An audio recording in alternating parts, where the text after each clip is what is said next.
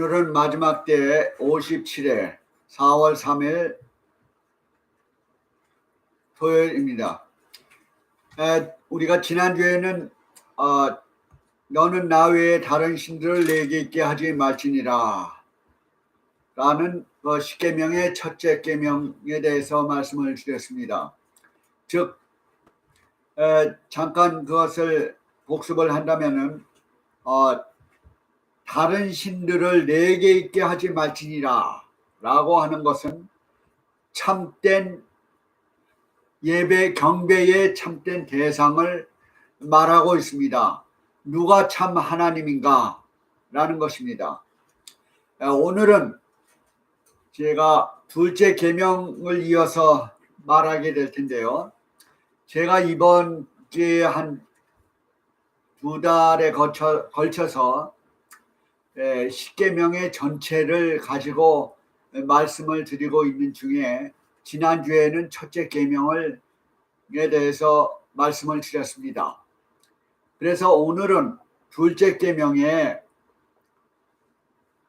출애굽기 20장 4절에 나오는 너를 위하여 새긴 우상을 만들지 말고, 그게 둘째 계명의 시작입니다. 바로 이 둘째 계명은 오늘의 조금 작은 제목을 붙인다면 예배의 올바른 형태라는 내용입니다. 그래서 둘째 계명에 해당되는 소제목을 붙인다면 예배의 올바른 형태라는 것으로 가지고 여러분들에게 말씀드리려고 합니다. 우선 이 계명, 둘째 계명에 나타난 성경절을 제가 읽어보겠습니다. 너를 위하여 새긴 우상을 만들지 말고 하늘에 있는 것이나 땅에 있는 것이나 땅 아래 물속에 있는 것의 아무 형상이든지 만들지 말며 5절에 그것들에게 절하지 말며 그것들을 섬기지 말라. 나 여호와 너희 하나님은 질투하는 하나님인즉 나를 미워하는 자의 죄를 갚되 아비로부터 아들에게로 3, 4대까지 이르게 하거니와 나를 사랑하고 계명을 지키는 자에게는 1000대까지 은혜를 베푸느니라. 이렇게 성경의 원문에 그대로 적혀 있습니다. 우리가 첫째와 둘째를 잠깐 비교해 본다면은 거의 비슷한 내용 같지만은 사실은 약간 방향이 조금 틀린 경우를 얘기하고 있어요. 사실은 이 십계명의 첫째부터 10가지가 모두 다 연결이 되어 있습니다. 그래서 한 가지만 우리가 소홀히 하고 게으리 한다면은 다른 9가지도 그렇게 될 확률이 많은 것입니다. 그래서 이 십계명의 10가지를 우리가 잘 이해하는데 우리 신앙생활에 큰 도움이 될 줄로 믿습니다. 그래서 한 계명이라도 실패할 경우에 모든 것을 잃어버린다고 하는 야고보서에도 그런 내용이 있어요. 그러나 한 가지의 계명이라도 우리가 충분히 충성을 다하고 최선을 다한다면 나머지 9가지도 또 쉽다는 의미도 되겠습니다. 무겁지 않다는 말이 되겠죠. 요한일서의 5장 3절에 있는 말씀과 같이 무거운 짐이 아니로다 라고 했기 때문에 한 가지만 충성을 다한다고 해도 9가지가 쉬워지고 또 한 가지라도 소홀히 하고 게으리 한다면 9가지의 그 계명도 범할 수 있다는 그런 내용입니다. 그래서 첫째와 둘째를 잠깐 비교해 본다면은 첫째는 거짓 신들을 금지하라는 것입니다. 둘째 오늘에 배운 둘째 계명은 거짓 예배의 형태를 금지하라는 거예요. 그러니까 신들이 무지하게 많이 있죠. 그리고 거짓 예배의 형태, 우상들이 많이 있죠. 그래서 우리가 올바른 예배의 형태를 취하는 게 오늘의 주제가 되겠습니다. 즉 첫째는 우리의 개념을 다루고, 두 번째는 예배에 나타난 외적 행위를 나타내는 것이죠. 물론 외적 행위가 있는 것도 내적인 것도 있기 때문에 외적으로 나타나는 것이겠죠. 그래서 인간들이 오류를 범하고 있는 것은 우리가 하나님께 예배를 드리는 거에 있어서나 어떤 행사에 있어서나 어떤 것에 있어서 꼭 우리 인간은 보이려고 하는 그런 자세가 있어요. 그게 나쁜 것은 아닙니다. 어떤 것은 우리가 어떤 것을 기념하기 위해서 어떤 일을 정해놓고 그것을 볼 때마다 그 하나님을 기억할 수 있는 게 좋죠. 예를 들면은 그 십자가, 예수님의 십자가 상에 여러 가지 상이 있죠.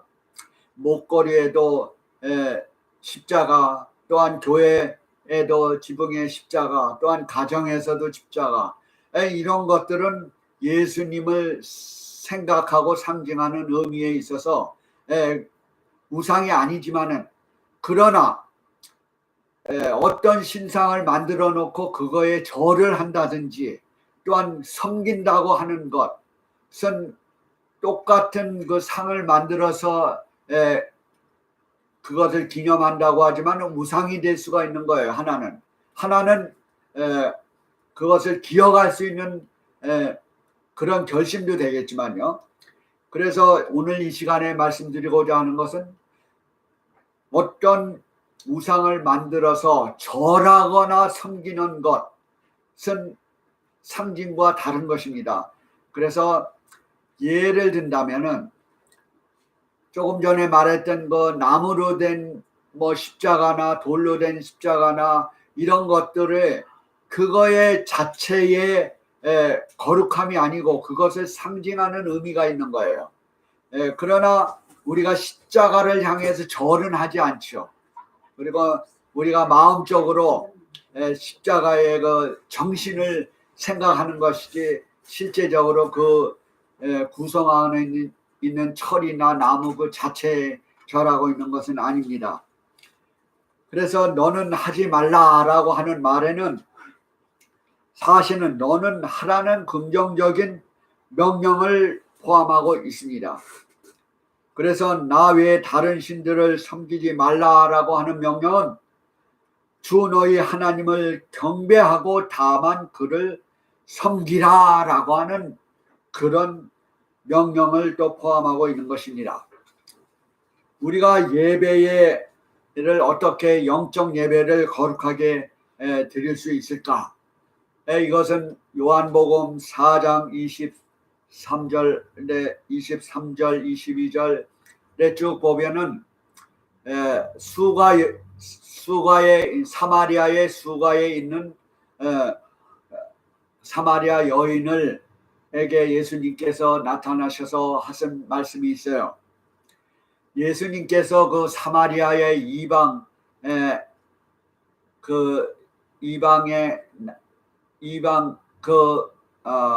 컨트리, 이방의 그 동네를 지나갈 때 그것에 전도를 하기 위한 목적으로 그 이방인 여자, 수가의 여인, 우물가의 여인에게 나타나서 하신 그런 이야기가 있죠. 그 수가에 있는 그 사마리아 여인이 예수님께서 이렇게 어떤 남성이 나타났을 때 누군지는 몰랐겠죠. 그러나 대화에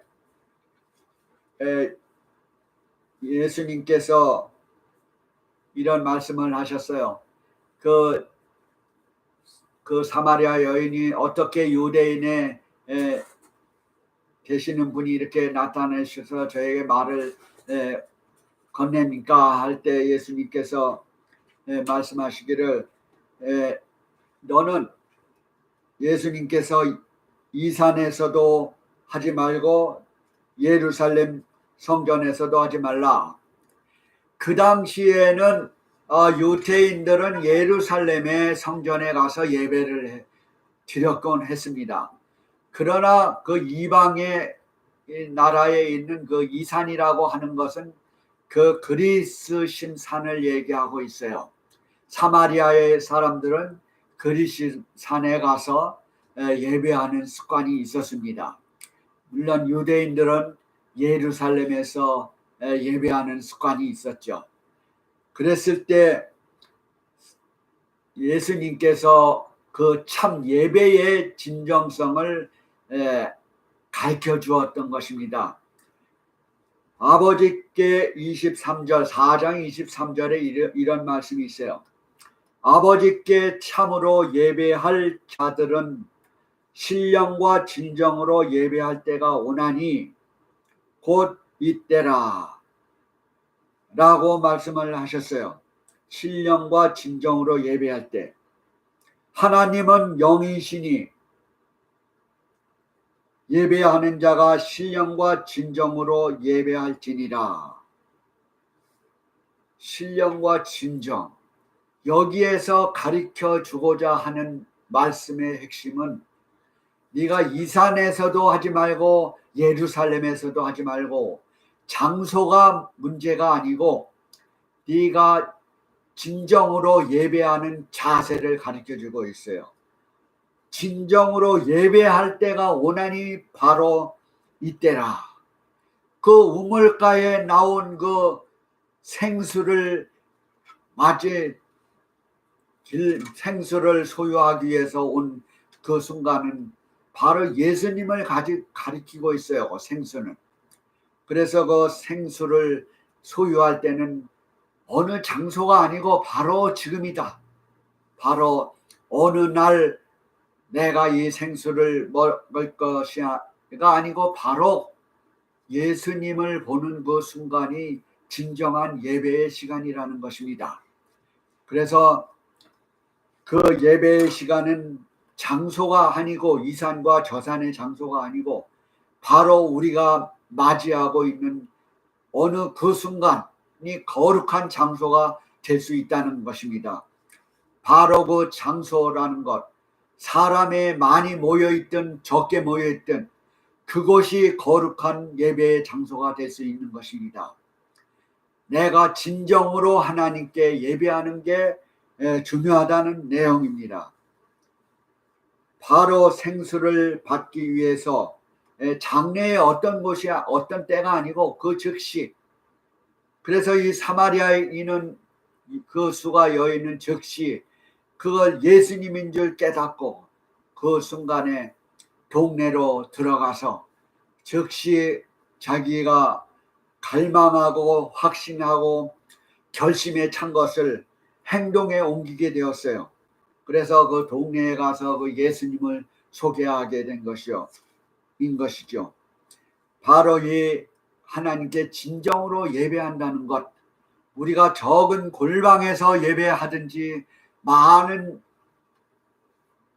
사람들이 모인 성당에서 성전에서 기도한다는 것인지 또한 교회에서 기도하든지 간에 그 장소가 문제가 아니고 우리가 거기에 참가해서 하나님께 드리는 마음의 정신, 진정한 마음 속에 그게 참 예배가 된다는 것입니다.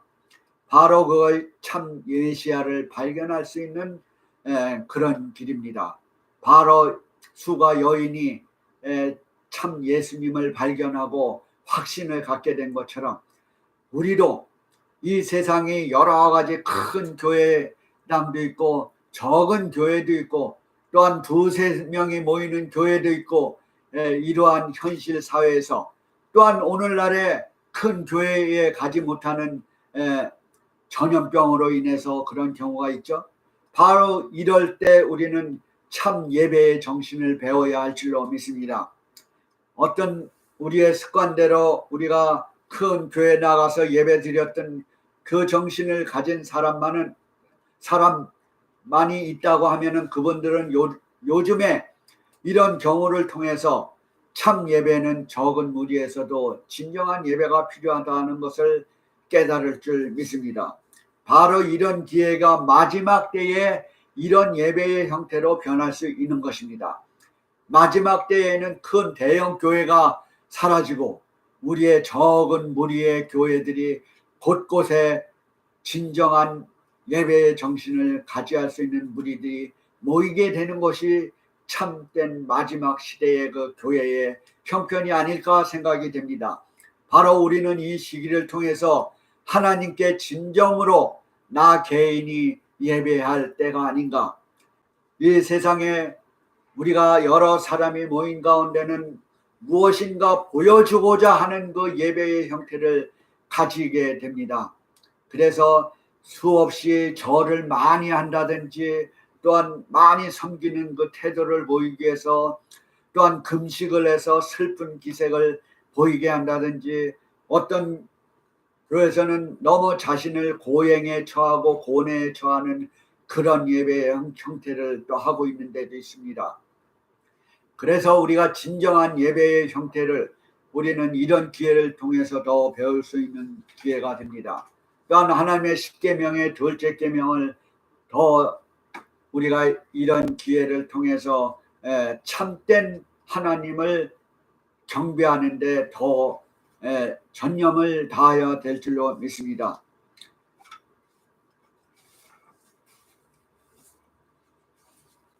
그래서 절하지 말고 섬기지 말라라고 하는 말에는 사실은 이스라엘 백성도 우상 숭배를 금지하라는 율법을 받은 지 40일도 안 돼서 금송아지를 만들어 놓고 거기에 절을 하고 그 금송아지를 바로 애굽 땅에서 인도해낸 여호와를 기념한다는 의미로서 여호와의 형상에 대한 그들의 개념을 나타낸 것입니다. 그분은 개념을 나타내는 거예요. 겉으로 절을 하고 금송아지에게 절을 하는 것을 여호와의 형상을 상징을 생각해서 절한다는 것은 그게 잘못된 것이죠. 형태를 떠난 거는. 그런 형태를 만든 것은. 그래서 바로 이런 형태 인간의 그 연약함을 나타내주고 있어요.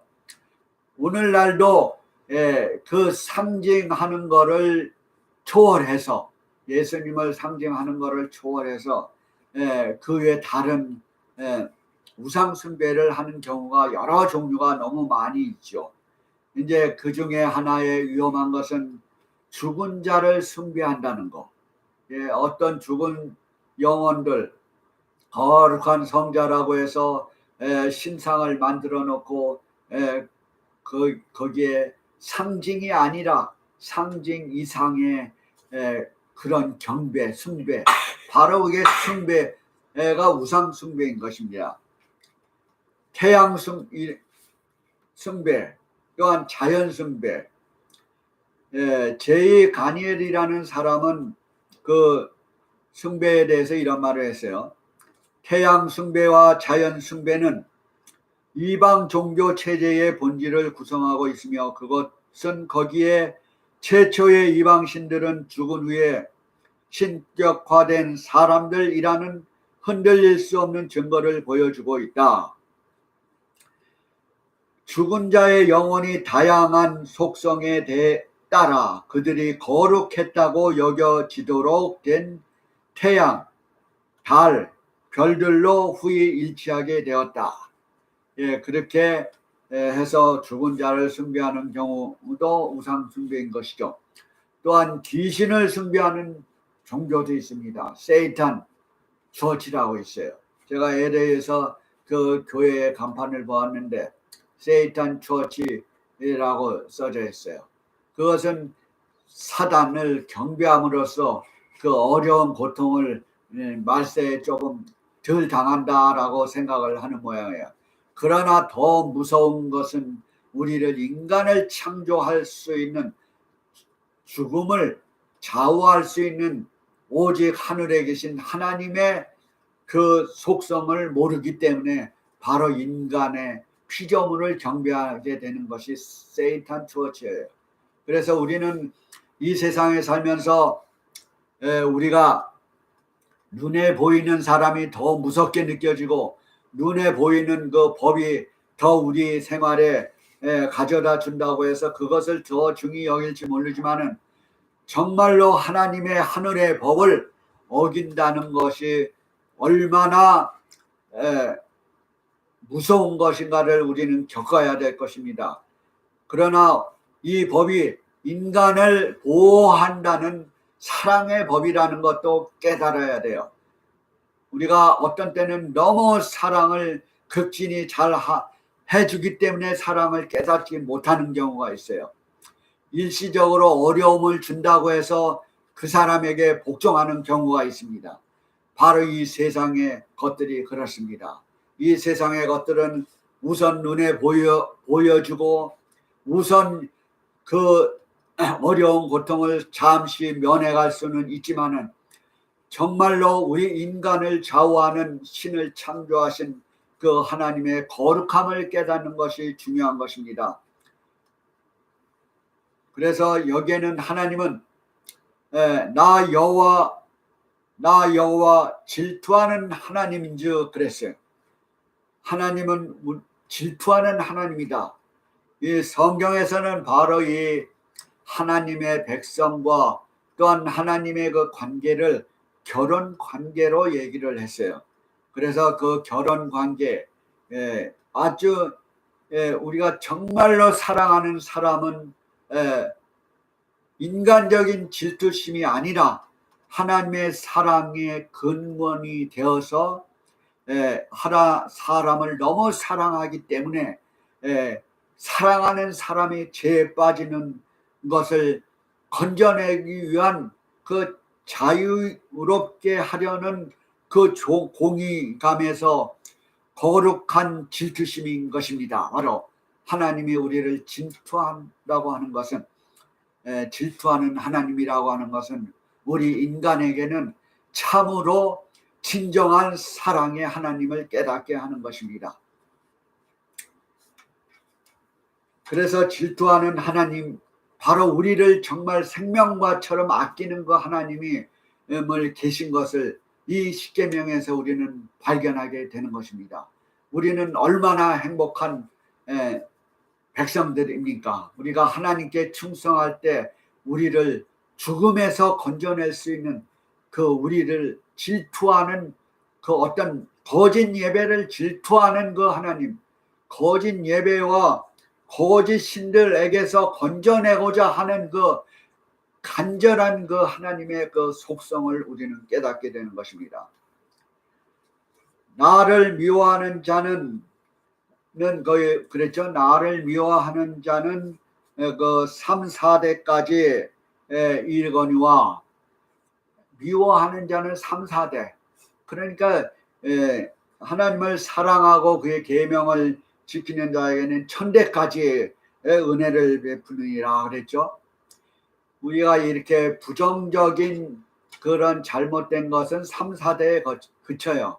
그거 뭐 꼭 대를 얘기하는 게 아니고 그 짧은 기간을 얘기하는 것입니다. 이게 우리가 하나님을 미워하고 그런 죄악에 빠졌을 때는 그 3, 4대의 형벌을 받고 짧게 끝나지만은 하나님을 사랑하고 계명을 순종하는 자에게는 1000대까지 영원히 우리를 무한한 자비를 우리에게 보여주고 있어요.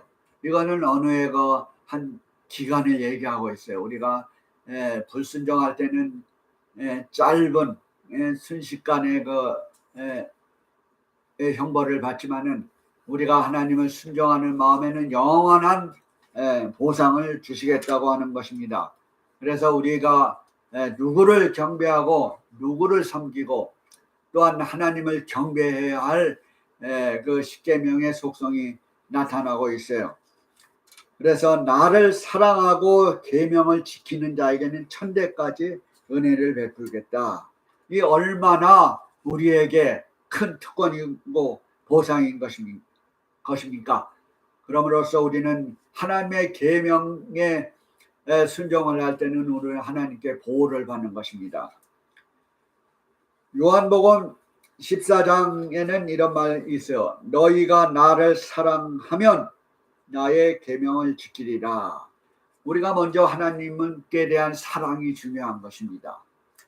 사랑을 할 때 하나님의 계명을 지키리라. 쉬워진다는 거예요. 사랑을 할 때는 사랑의 관계에서는 모든 것이 쉬워져요. 안 되는 일도 될 수가 있어요. 그래서 먼저 하나님을 사랑을 하는 관계에 있어서는 그의 계명을 지키게 됩니다. 또한 그 반대적인 말도 썼어요. 나의 계명을 가지고 지키는 자라야 나를 사랑하는 자니. 그런 게 요한복음에는 기록을 했습니다.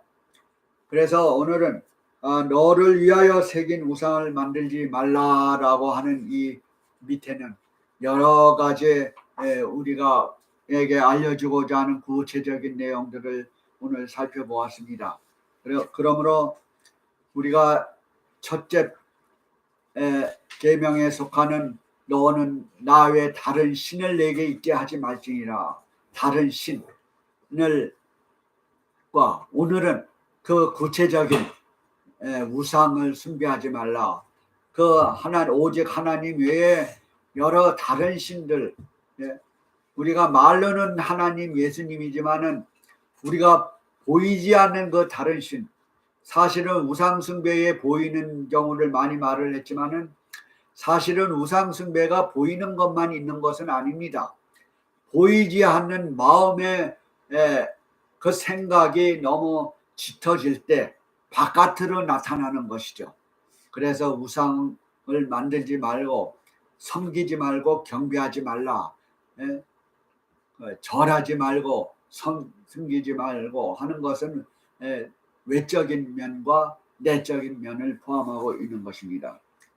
그래서 다가오는 일주일 동안도 여러분이 하나님의 사랑과 예수님의 은혜와 성령의 교통하심이 온 가정에 임하시기를 기도드립니다.